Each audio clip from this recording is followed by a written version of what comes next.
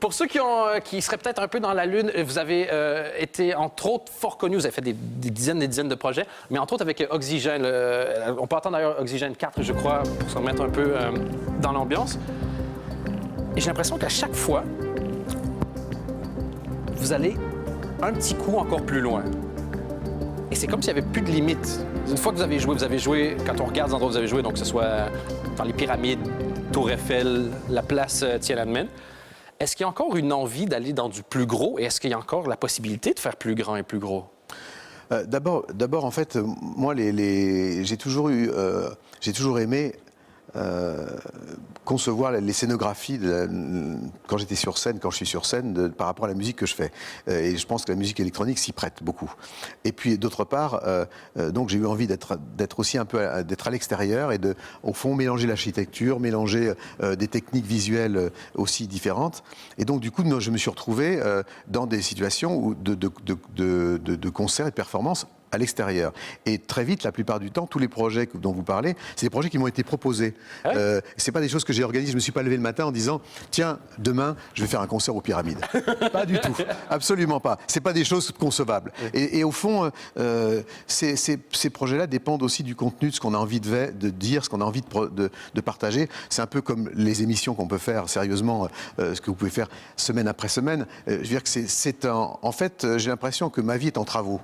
C'est-à-dire que l'album, les concerts, finalement, la prochaine tournée, je suis déjà dedans depuis un moment. Et je suis déjà dedans pour essayer de faire, sinon mieux, en tout cas faire différent et d'essayer de partager, de créer la surprise. Je pense que c'est le but de n'importe quel artiste. C'est pour ça qu'on continue d'ailleurs. Vous avez l'air d'un gentil. Oui, mais il ne faut pas nécessairement se fier aux apparences. Il faut qu'on se connaisse mieux. Vous verrez, vous serez peut-être déçus. Il ne faut pas se fier aux premières apparences. Vous êtes colérique ou pas? Ça dépend. Ça dépend. Ah oui?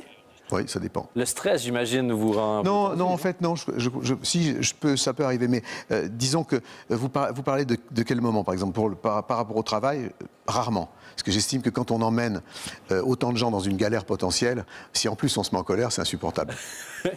Et l'album s'appelle The Heart of Noise. Je veux qu'on y revienne 2 secondes. Est-ce que la musique électronique, aujourd'hui, est encore considérée par certains comme étant un bruit? Mais je pense que la musique électronique, aujourd'hui, n'a plus de frontières. Quand j'ai commencé, on était une bande d'allumés qu'on considérait comme telle, en tout cas, qui était même non seulement pas pris au sérieux, mais tout simplement pas reconnu. Aujourd'hui, la musique électronique est partout. Et je pense que ce qui fait la spécificité de la musique électronique par rapport au rock, par rapport au punk, par rapport au hip-hop, c'est qu'en fait, c'est pas un genre, c'est une manière différente de faire de la musique. Et oui. Moi, mon professeur, qui était Pierre Schaeffer, qui a tout inventé d'ailleurs, a été le premier à dire qu'au fond, la musique n'est pas faite de notes basées sur le solfège, mais elle est faite de sons et de bruit. Qu'en fait, on peut faire de la musique avec le son de la pluie, le son du vent, avec du bruit. Et finalement, d'être au cœur du bruit aujourd'hui, c'est au fond être au cœur de la musique qui se fait aujourd'hui. Tous les DJ sont des sound designers, des gens qui fabriquent le son un peu comme des cuisiniers devant leur fourneau en nous cuisinant des boucles et des rythmes, quoi. C'est finalement très organique tout ça. Et c'est pas du tout abstrait. Vous savez pourquoi je vous admire? Parce que vous avez une façon de parler de ce que vous faites comme si c'était la plus belle chose au monde. Et après 40 ans à faire quoi que ce soit, arriver à avoir cette passion-là quand vous en parlez, j'ai moi-même envie de faire de la musique électronique en ce moment. Et c'est une mauvaise nouvelle pour tout le monde. Il faut vraiment pas que je le fasse.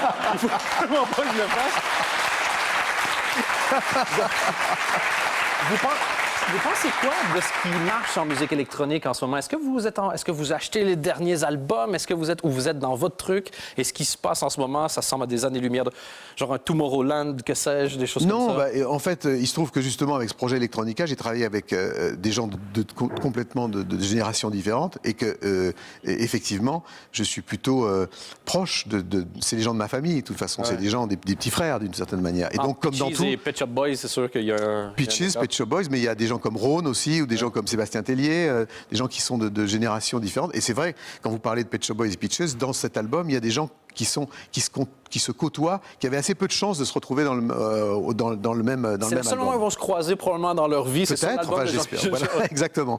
Mais en fait, quand on parle de Tomorrowland ou autre, quand je vois Tomorrowland, c'est vrai que j'ai un peu l'impression de voir ce que je faisais moi il y a une vingtaine d'années sur le plan visuel, avec tout le respect et l'affection que j'ai pour eux, et que là-dedans, il y a des artistes qui sont formidables, des DJ. Il y a des gens comme Armin van Buuren avec qui j'ai collaboré sur le premier album, qui est un des grands de Tomorrowland, d'ailleurs, qui est des grands de l'EDM et de la trance-musique. Donc tout ça, ça fait partie, c'est comme chacun de nous, dans n'importe quel genre musical, il y a des gens qu'on aime et des gens qu'on n'aime pas. Il n'y a pas des genres particuliers qu'on aime. Moi, j'aime le rock, j'aime le heavy metal, le classique, le jazz, ça dépend des moments, comme je crois chacun de nous ici, quoi.